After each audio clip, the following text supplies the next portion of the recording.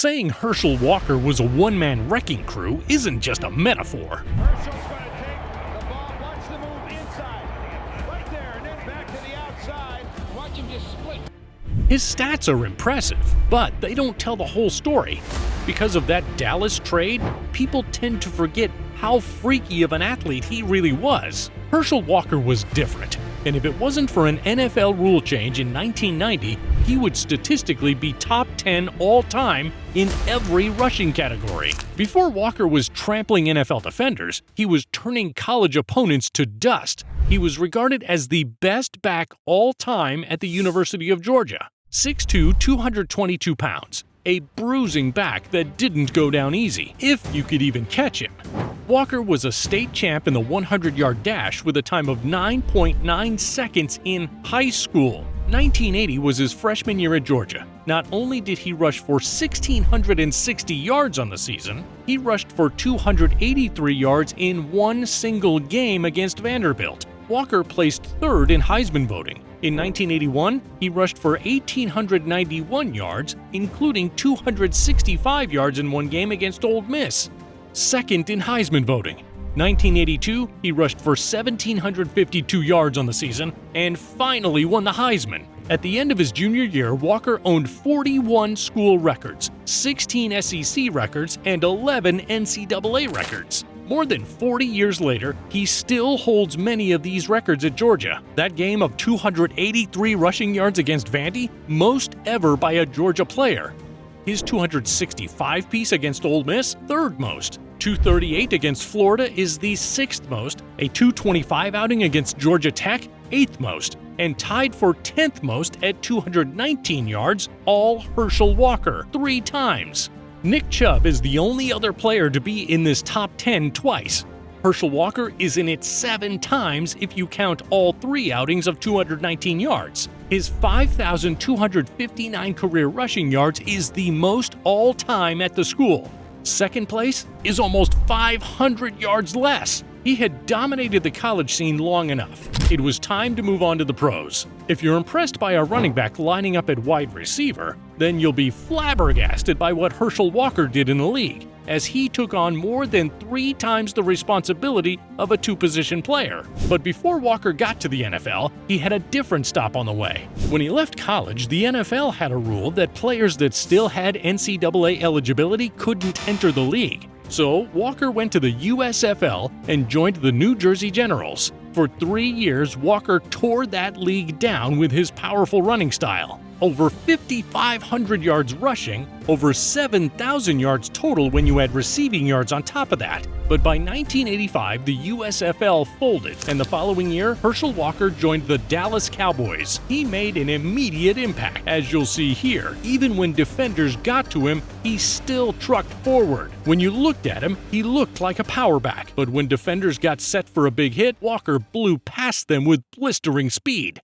96 yards from scrimmage and 2 touchdowns. That was just his first game in the NFL. The combination of skills he possessed was mind-boggling. Here, the play should be dead as the quarterback throws the ball away to Walker. But he darted forward, juked right, outran defenders, powered through attempted arm tackles to make his way to the opposite side of the field, still making cuts and absorbing hits while falling forward for the touchdown. When you watch Derrick Henry, he runs over people, but Henry is a straight-line runner. Barry Sanders had speed and twitchy moves, so no one could grab him in the open field, but he wasn't the biggest guy. What we have here in Herschel Walker is a combination of 3 different types of players. He's the power of a Derrick Henry, the elusiveness of a Barry Sanders, and he's got the receiving skills of an Odell Beckham Jr. in his prime.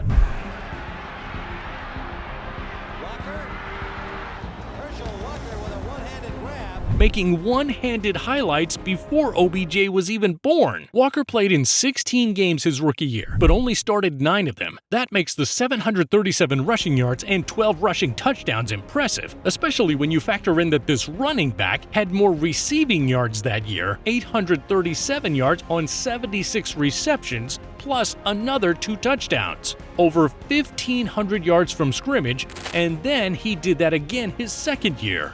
continuing to put his full array of moves on display each and every game.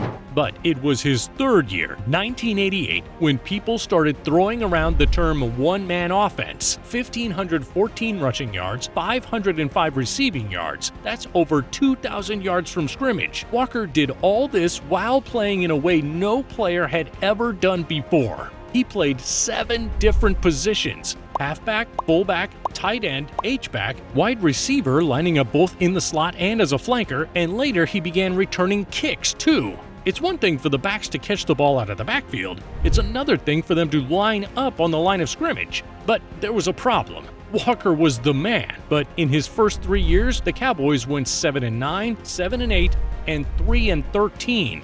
Coach Landry was out.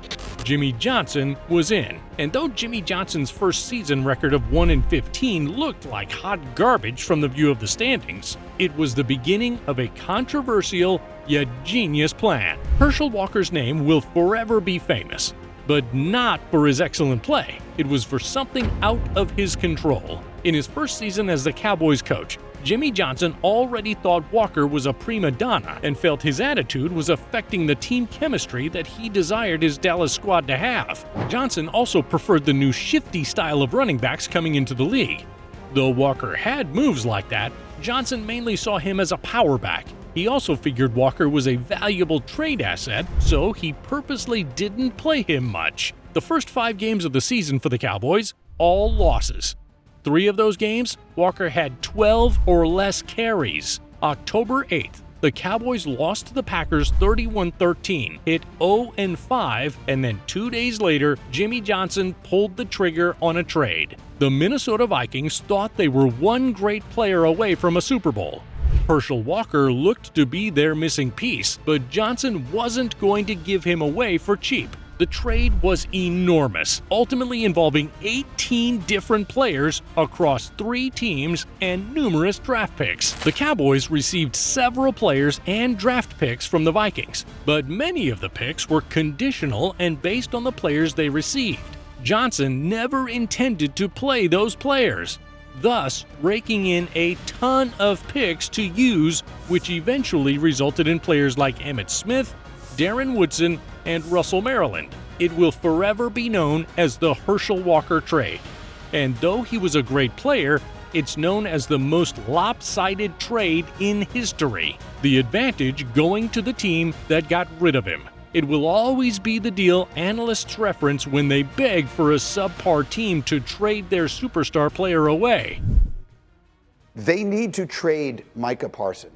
I've in fact taken to calling him Herschel Parsons because the Herschel Walker trade built a team in Dallas once upon a time that won 3 Super Bowl championships. It's unfortunate because as a result of this trade, Dallas got Emmitt Smith, known as one of the best, if not the best back ever. Most rushing yards in the NFL's long history. Herschel Walker had the potential to be one of the best, but his first 3 years, he was stuck on a bad team. However, there are stats out there that put him firmly in the top 10 backs of all time. That October 8th game with the Cowboys was against the Packers, and Walker only had 44 rushing yards. October 15th was his first game with the Vikings, and it was against the Packers. They just saw him, so maybe they'd have insight on how to shut him down. Nope, he went for 148 rushing yards that game.